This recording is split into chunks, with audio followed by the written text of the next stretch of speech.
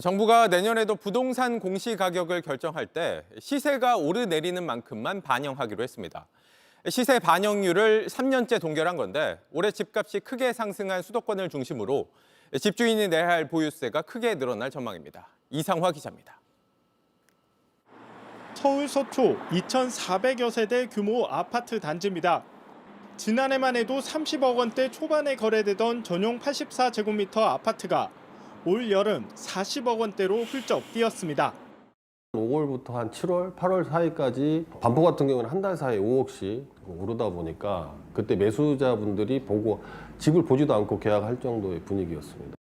내년 이 아파트 보유세는 약 1,300만 원으로 올해보다 40% 가까이 오를 걸로 추정됩니다.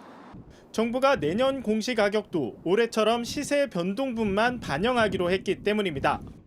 보유세와 건강보험료 등의 기준이 되는 공시가격은 전년도 시세의 현실화율을 곱해 산정합니다. 정부는 2달 전 문재인 정부의 공시가격 현실화 계획이 지나친 세부담으로 이어진다며 폐기를 선언했습니다. 하지만 관련 개정안이 국회에서 논의조차 되지 않자 오늘 공시가격 현실화율을 69%로 동결한 겁니다. 현실화율은 3년째 동결이지만 올해 가격이 크게 뛴 지역은 세 부담도 늘 전망입니다.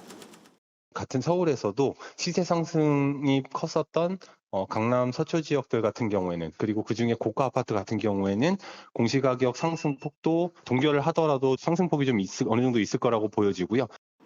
준고가 아파트도 마찬가지입니다.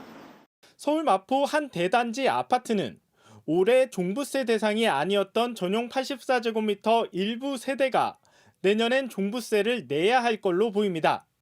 반대로 집값이 내린 지방 주택가 토지는 보유세가 줄어들 걸로 보입니다. 내년 최종 공시가격은 단독주택의 경우 다음 달, 아파트는 내년 3월에 열람 가능합니다. JTBC 이상화입니다. JTBC 뉴스를 시청해 주신 여러분 고맙습니다. 저희는 저녁 6시 50분 뉴스룸에서 뵙겠습니다.